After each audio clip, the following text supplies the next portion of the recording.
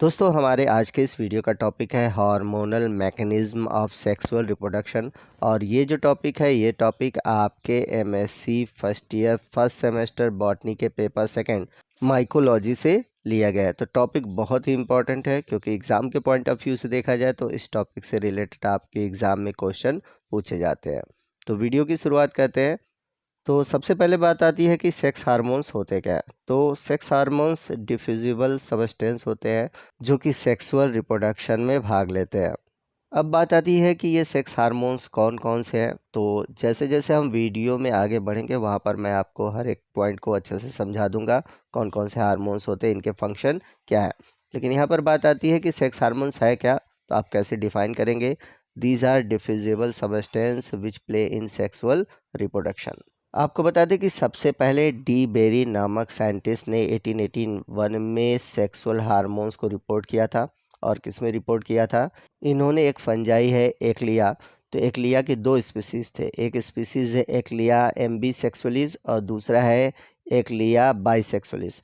तो इन दोनों स्पीसीज़ में इन्होंने सबसे पहले सेक्स हार्मोन्स को रिपोर्ट किया था। वहीं कुफमैन ने बताया कि इनऑर्गेनिक साल्ट की वजह से सेक्स हार्मोन्स की सिंथेसिस बढ़ जाती है। इसके बाद 1972 में मैकेलिस नामक साइंटिस्ट ने जो सेक्स हार्मोन्स है इनको 3 कैटेगरी में डिवाइड किया। तो सबसे पहली जो कैटेगरी है वो है इरोटेक्टिन्स। और ये जो कैटेगरी है इस कैटेगरी में वे हार्मोन्स आते हैं जो कि मोटाइल गैमिट को अपनी ओर अट्रैक्ट करते हैं। दूसरी कैटेगरी है इरोट्रोपिन्स की। इसके अंतर्गत वे हार्मोन्स आते हैं जो कि सेक्सुअल स्ट्रक्चर को, यानी कि जो सेक्सुअल स्ट्रक्चर बनते हैं उनकी ग्रोथ को इंड्यूस करना है।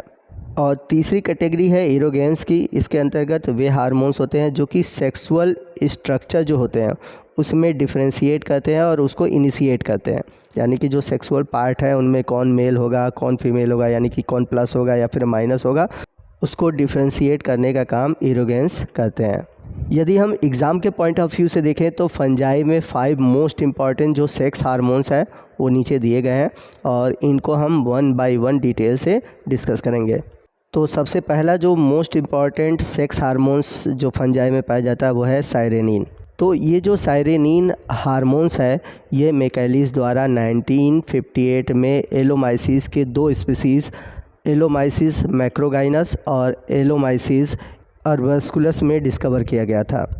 अब ये जो सेरेनिन सेक्स हार्मोन्स है ये फीमेल द्वारा रिलीज़ की जाती है, जिसके थ्रू जो मेल गैमिट्स होते हैं वो अट्रैक्ट होते हैं, यानी कि जो सेरेनिन है ये मेल गैमिट को अट्रैक्ट करने का काम करता है और ये प्रोड्यूस किसके द्वारा होता है, फीमेल गैमिट द्वारा।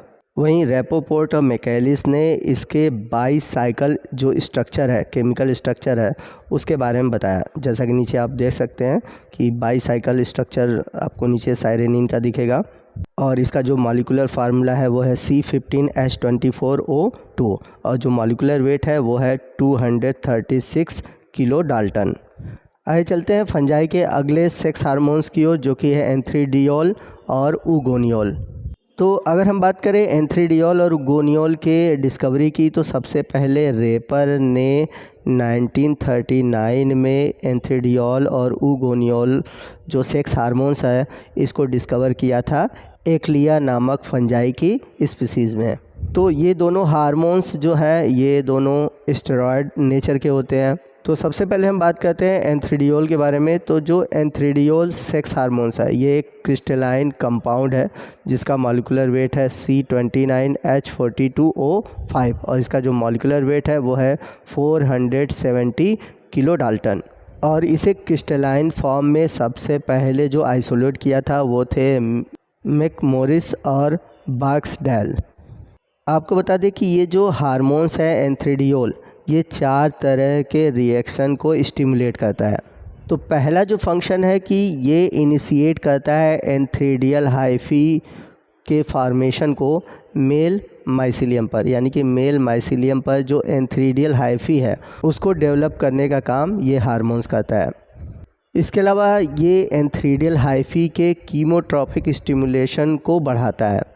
इसके अलावा इसका फंक्शन ये है कि ये मेल हाइफी पर उगोनियल के प्रोडक्शन को और एंथ्रीडिया का डी एलिमिनेशन को बढ़ाता है। इसके बाद हम बात करते हैं ऊगोनियोल सेक्स हार्मोन्स की। तो ये जो ऊगोनियोल सेक्स हार्मोन्स है ये मेल हाइफी पर सिंथेसाइज होता है।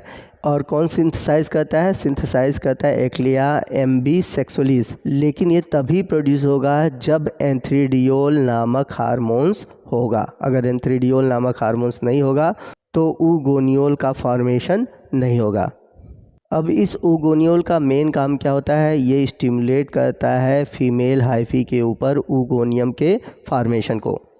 आपको बता दें कि 1975 में मैकमोरिस ने और अन्य वैज्ञानिकों ने ऊगोनियोल को 2 कैटेगरी में डिवाइड किया था। पहला है ऊगोनियोल फर्स्ट और दूसरा है ऊगोनियोल सेकेंड। जैसा कि मैंने आपको ऊपर भी बताया था कि जो एंथ्रीडाइयोल है, ठीक है, और जो ऊगोनियोल है, दोनों ही क्रिस्टलाइन स्टेरॉयड है। और ऊगोनियोल का जो मॉलिक्यूलर वेट है वो है 500 kD। चलते हैं अगले सेक्स हार्मोन्स की ओर, जो कि है ट्राइस्पोरिक एसिड।